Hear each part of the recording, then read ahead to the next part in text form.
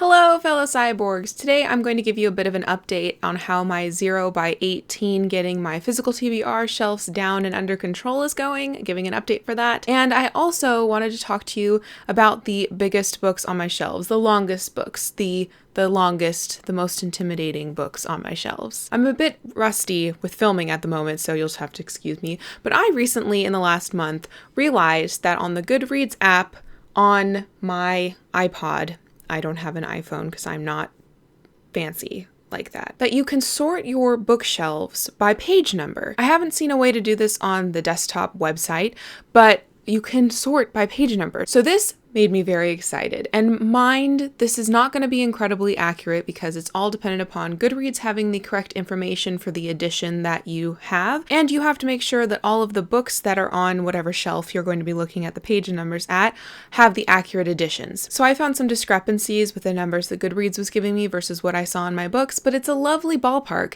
And it certainly got me thinking about page numbers and the possibility of actually finishing this 0 by 18 physical TBR takedown sort of goal that I have for me this year. Okay, so let's talk some statistics and numbers before we get started to the actual books, the gargantuans that are staring at me from my shelves. So last year I read a total of about 45,000 pages, and that averaged out to about 3,760 something pages per month that I was reading in 2016. This year I have to read a total of 46,127 pages. So we're already a bit higher than we were in 2016.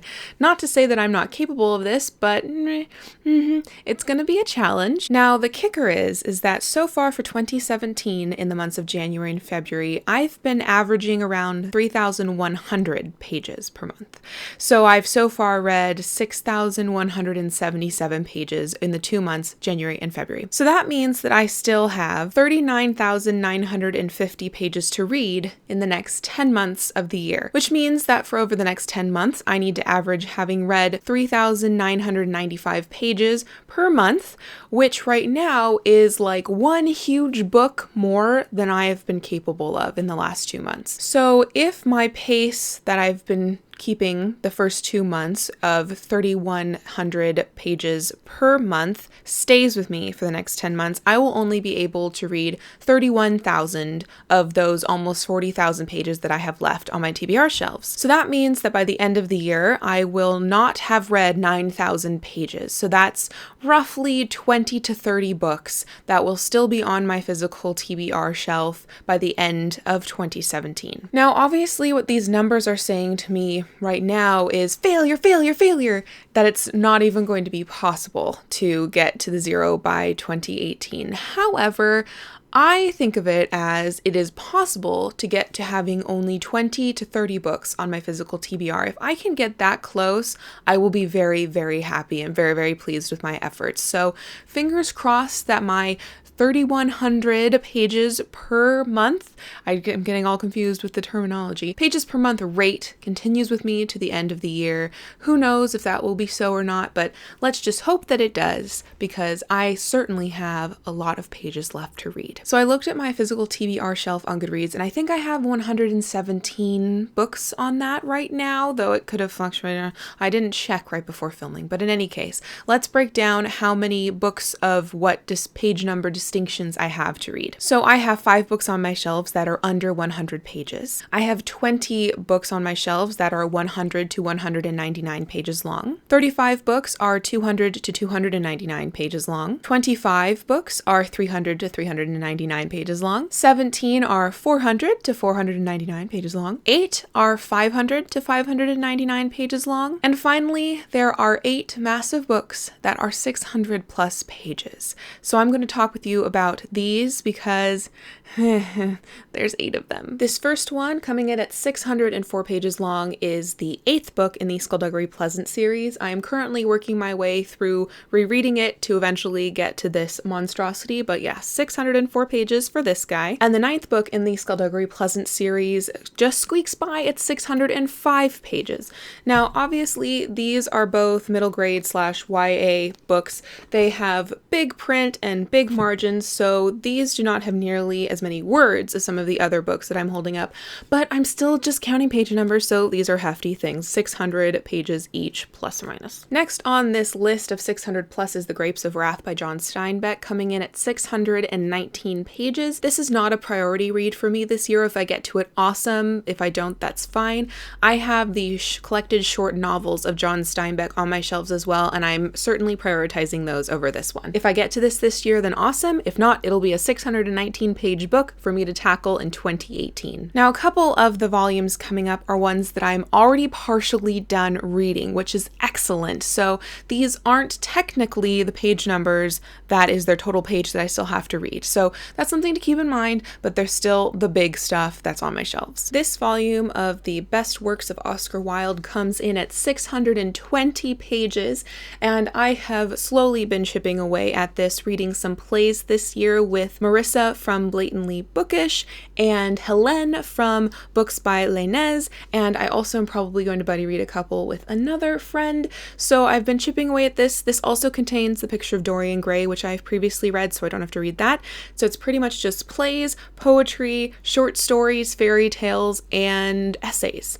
So I still have to read quite a bit of this, but at least the novel I don't have to read in this. So yes, chipping away at Oscar Wilde. I'm also still in the middle of the Our Mutual Friend buddy read hosted by Katie of Books and Things. My edition has 884 pages after the notes and appendices, and last time I checked, I think I'm on page like 359 or something like that. So yep, slowly but surely working my way through this on an audiobook. So hopefully I will finish this by the end of the year, because I should be done by November for the buddy read. This next one, coming in at 1,026 pages, is the Collected Tales and Poems of Edgar Allan Poe. I have already read maybe a third to a half of these stories and poems, which I started reading with Carolyn from BBC Girl 560 last year in October. So I still have a half to 2/3 to read in this, but yeah, that means, over 500 pages still to read of Edgar Allan Poe. Oh boy. So these next two, technically the one that I'm going to be showing you next, which is my second longest book on my shelves, has technically more pages than the number one that I'm going to show you. But my reasoning is that I am not in any way prioritizing getting to book number 2 of the longest book on my shelf this year. Also, book number 2 has appendices and notes and stuff at the end, which extends the actual page numbers. So the story technically has less pages than book number 1, even though the volume itself has more pages than book number 1. And the final reason why book number 2 is in the number 2 spot is that it's not as hard. It's just not as hard of a read. It's not going to be more difficult, and I think it probably has less words. So the number 2 spot is A Storm of Swords by George R.R. Martin, and this comes in at 1,177 pages if you include the appendices and notes and stuff at the end. And I think it's 1,120 something if you just get to the end of this story. So a super chunker, but like I mentioned before, not as difficult of as a read as I anticipate number 1 being on the list to be. I'm not in a priority to get to this by the end of the year. If I do, awesome. If not, that's fine. So this is number 2, coming in at a whopping 1,177, which is the longest it could possibly be. And the number 1 longest book on my shelf, which shouldn't be that much of a surprise, is War and Peace by Leo Tolstoy, and this is translated by, come on, translator, show yourself, Constance Garnett.